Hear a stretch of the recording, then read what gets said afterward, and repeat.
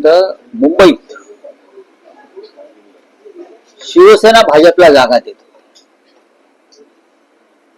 शिवसेना काय पाळी आली आहे की स्वतःला शिवसेना म्हणजे अमित शहाची शिवसेना म्हणून घेणाऱ्यांना भारतीय जनता पक्षाच्या दारात जागा मागायला उभं राहावं लागतं आणि त्यांनी दिलेल्या फेकलेल्या जागांवर यांना निवडणूक लढवायची ही यांची शिवसेना. यापूर्वी 60 वर्षाच्या इतिहासामध्ये शिवसेना कधी कोणाच्या दारात जाऊन उभी राहिली नाही मुंबईत. पण एकनाथ शिंदे यांचा गट जे स्वतःला शिवसेना वगैरे म्हणून घेतात ते युती व्हावी म्हणून त्यांचे मालक अमित शहाच्या दारात गेले आणि आता भारतीय जनता पक्षाने त्यांना जागा दिली. लढा. हे हास्यास्पद, धक्कादायक आणि लाजिरवाण आहे. आम्ही शिवसेना आहोत. आम्ही सन्मानानं आघाडी केलेली आहे. 140च्या आसपास जागा आम्ही लढतो आहोत. आतापर्यंत असं चित्र आहे. राजसाहेबांचा पक्ष मोठ्या प्रमाणात जागा लढतो आहे. राष्ट्रवादीला आम्ही जागा देतो. आता एकनाथ शिंदे यांची शिवसेना खरी जी भारतीय जनता पक्षाने दिलेल्या जागांवर लढते ही अजून कायचा विचार जनता नक्की करेल. पण मला खूप आश्चर्य वाटलं आणि मला वाईटही वाटलं की शिवसेना म्हणून मिरवणारे लोक भारतीय जनता पक्षानं फेकलेल्या जागांवर लढतायत. जी शिवसेना आतापर्यंत भाजपला जागा देत होती, बीजेपीला जागा देत होती, शिवसेनेच्या मर्जीने युती होत होती, तिथे एकनाथ शिंदेसारखे लोक लाचार मराठी माणसाचं दर्शन घडवत आहेत. हे मराठी माणसाचं दुर्दैव आहे. पण राऊतसाहेब आतापर्यंत असं बघितलं की 2017ची जर आपण आकडेवारी बघितली तर 84 जागा त्यावेळेस शिवसेना जिंकली होती आणि 82 जागा भाजप जिंकली. शिवसेना शिंदे शिवसेनेची अपेक्षा होती की साधारण 100च्या वर 100+ जागा मिळाव्यात म्हणजे स्वतःच्या हिमतीवर नाही, त्यांनी द्याव्यात. म्हणजे त्यांनी मागणी केली आम्हाला द्या, असं द्या, आम्हाला द्या द्या. नाही पण त्या 100+ जागांची ही मागणी भाजपनं पूर्ण केली नाही. 90 जागांवर शिंदे शिवसेनेला समाधान मागावं लागलं. एक लक्षात घ्या, जेव्हा तुम्ही 2017ची गोष्ट करताय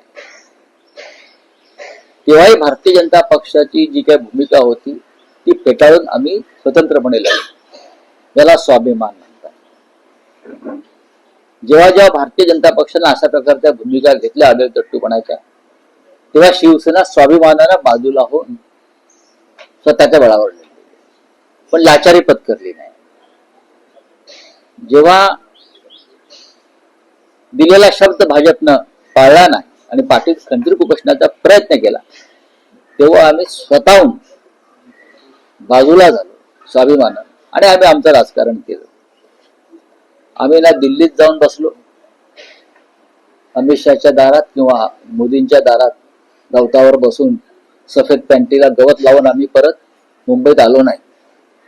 आम्ही लढलो, जे काय असेल त्या ताकदीनं लढलो आणि महाराष्ट्राचा स्वाभिमान आम्ही कायम ठेवला. पण आता चित्र फार वेगळं दिसतं. ताबडतोब त्यांनी स्वतःला शिवसेना म्हणून घेणं बंद केलं पाहिजे. ही शिवसेना नाहीये.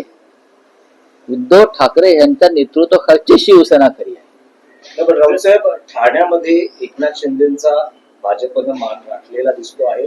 ठाण्यामध्ये सर्वाधिक जागा म्हणजे साधारण मी मुंबईच्या राजधानीची गोष्ट, महाराष्ट्राच्या राजधानीची गोष्ट करतो बरं का. मालेगावला काय झालं, अमुक काय झालं, मीरा भाईंदरला काय, त्याच्याशी मी नंतर बोलू.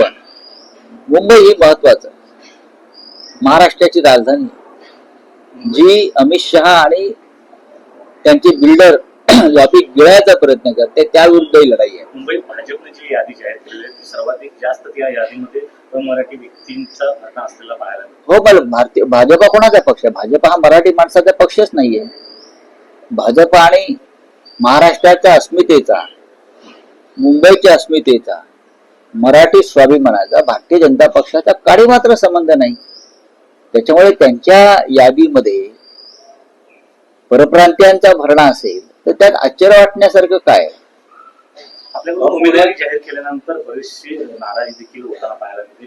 वरळीमध्ये थेट उद्धव ठाकरे यांना मध्यस्थी करावी लागली, तिथल्या नाराजांना बोलवून ते होत असतं ना, असं होत असते. एकापेक्षा जास्त इच्छुक असले काही ठिकाणी तर सर्वच पक्षांमध्ये ही अशा प्रकारचं वातावरण असतं.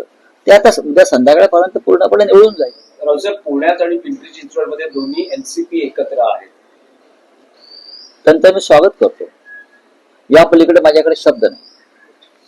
बऱ्याच ठिकाणी नाही, पण असं भाकीत वर्तवलं जात आहे की पुणे आणि पिंपरी चिंचवड दोन्ही एनसीपी एकत्र आहेत आणि महापालिका निकालानंतर महाराष्ट्राच्या राजकारणातही आणि देशाच्या राजकारणातही काही मोठे निर्णय दोन्ही एनसीपी मिळून घेऊन काय मोठा निर्णय असू शकतो?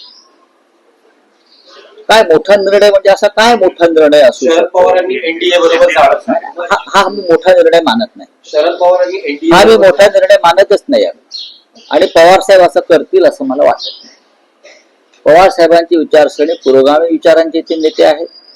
त्यांनी जी पुरोगामी विचारधारा आहे, शाहू फुले आंबेडकर आणि जात्यंत शक्ती विरुद्ध जी लढाई महाराष्ट्रानं कायम केली, त्याचे सध्याचे शिलेदार आणि नेतृत्व शरद पवारांकडे आणि आम्ही त्यांच्याकडे त्या दृष्टीनं पाहतो.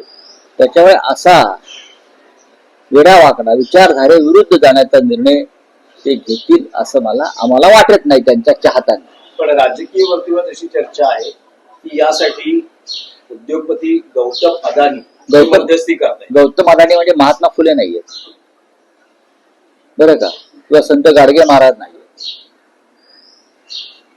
शरद पवारांच्या सगळ्याच उद्योगपतींशी संबंध आहे प्रेमाचे, त्यातले एक अडाणी. हो गया, चलो. हिंदी में जानना चाहिए, कल बीजेपी ने बीएमसी चुनाव के लिए शिवसेना का ऐलान किया है, इसमें 137 जगह पे बीजेपी चुनाव लड़ रही है, वही शिवसेना 90 जगह पे चुनाव लड़ रही है. इस फैसले को कैसे एक समय अभी तक ऐसा होता था मुंबई और महाराष्ट्र में कि शिवसेना हमेशा बड़ा भाई रहा और शिवसेना बीजेपी को सीटें देती थी मुंबई में. लेकिन ये पहली बार हुआ है. अमित शाह की जो शिवसेना है, मैं अमित शाह जी की शिवसेना मानता हूं, उनको बीजेपी से सामने गिड़गिड़ा कर सीटें मांगनी पड़ रही है.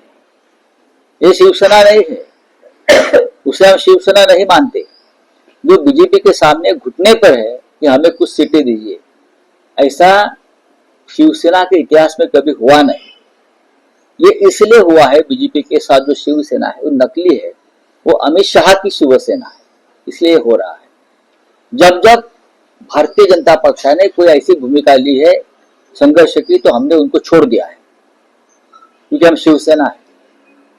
हम अकेले चुनाव में सामने गए, चाहे बीएमसी हो चाहे महाराष्ट्र का चुनाव, हमने अकेले चुनाव लड़ा, लेकिन बीजेपी के सामने कभी घुटने नहीं टेके. ये स्वाभिमान की बात है. महाराष्ट्र वही शिवसेना जिस प्रकार से दावा कर रही थी वो लगभग 100 सीट के ऊपर चुनाव लड़ेगी, लेकिन कहीं ना कहीं 90 सीट पे लाके शिवसेना को बांध दिया बीजेपी ने. कहीं ना कहीं बीजेपी के दबाव में शिवसेना काम कर रही है. ये रंगवे लोग हैं जो शिवसेना मानते हैं ना, ये असली शिवसेना नहीं है. ये भारतीय जनता पार्टी के रंडवे है, इसलिए तो ये घुटने टेक रहे हैं ना, और क्या है. चलिए, एक सवाल लीजिए, बांग्लादेश की पहला प्रधानमंत्री जो थी, आज उनका निधन हो गया, खालिद जिया. कैसे देखते इस घटना, क्योंकि बांग्लादेश जिस प्रकार के वातावरण बना है, उसमें ऊपर क्या हम रिएक्शन दे सकते हैं. उस देश में शोक मनाएंगे और क्या है. जागा वाटप पूर्ण झालेलं आहे. उमेदवारांना एबी फॉर्म देण्यात आलेले आहेत आणि आता खरी लढाई सुरू होईल प्रचाराची.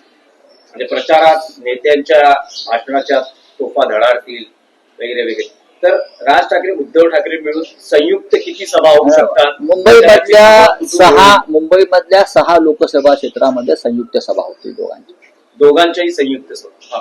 6 सभा. हो. याशिवाय ठाण्यात होतील, कल्याण डोंबिवलीत होतील. त्या संदर्भात नियोजन सुरू आहे. धन्यवाद. एक सवाल प्रकार से प्रचार चुनाव जब शुरू होगा, बीजेपी ने लगभग कई बड़े नेताओं का चुनाव प्रचार इसलिए स्टार्ट कैंपेन में, जैसे प्रधानमंत्री अमित शाह, यहाँ तक योगी पंतप्रधान येऊ आदित्यनाथ, शकतात. कई बड़े बड़े लोगों का नाम, कैसे देखते इस प्रचार सभा को? क्या जरूरत है मुंबई में मोदी जी को आने की? क्या यहाँ की बीजेपी, यहाँ के मुख्यमंत्री सक्षम नहीं है प्रचार के लिए? योगी आदित्यनाथ क्यों आ रहे हैं? क्या संबंध है?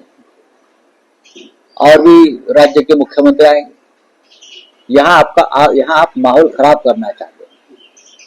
आज किसी ने कहा है कि मुंबई में सिर्फ जय श्री राम का नारा चलेगा। हम मानते हैं मुंबई में जय महाराष्ट्र का नारा चलेगा। यहाँ नारा चलेगा तो जय महाराष्ट्र, जय भवानी, जय शिवाजी, ये नारा मुंबई में चलेगा। समझा? ये योगी आदित्यनाथ वगैरह वगैरह लोगों को लाकर आप अपनी कमजोरी दिखा रहे हो। आपके पास ताकत नहीं है। आप हर प्रांत के मुख्यमंत्री को लाकर या मंत्रियों को लाकर यहाँ चुनाव लड़ना चाहते हैं। हम हमारे ताकद पर लड़ेंगे। राव साहेब, मराठी प्रश्न आहे की महापालिका निवडणुकांच्या प्रचारासाठी शक्यता आहे की देशाचे पंतप्रधान नरेंद्र मोदी यांचीही मुंबईत सभा होऊ शकते, अशी शक्यता व्यक्त केली नाही, ते पुतीनलाही आणू शकतात. त्या पुतीनला त्याने अलीकडेच मिठी मारलेली आहे. ते पुतीनला सुद्धा आणू शकतात. ट्रम्पला विनंती करू शकतात. या जागतिक पक्ष आहे ना हा. का तुमच्यात ताकद नाही का निवडणुका लढण्याची? तुम्ही मुंबई भाजपचे अध्यक्ष आहात, तुम्ही राज्याचे मुख्यमंत्री आहात. तुम्हाला योगी आदित्यनाथ कशा करता? तुम्हाला इतर राज्याचे मुख्यमंत्री ते कशा करता हवेत? वातावरण बिघडवायला कशा करता? कोणीच नको इथे. ही निवडणूक आमच्या महाराष्ट्राची, मुंबईत आम्ही लढू ना सगळे मिळून. कोणीतरी आज सांगितलंय की मुंबईत जय श्रीरामचे नारे. काय संबंध आहे? जय श्रीराम आमचे आदर्श आहे, पण मुंबईमध्ये नारा चालेल जय महाराष्ट्र. मुंबईमध्ये नारा गुंजेल जय भवानी, जय शिवाजी. याच्यापेक्षा मोठा नारा मुंबईत असू शकत नाही. भाजप पश्चिम बंगाल, राऊत साहेब,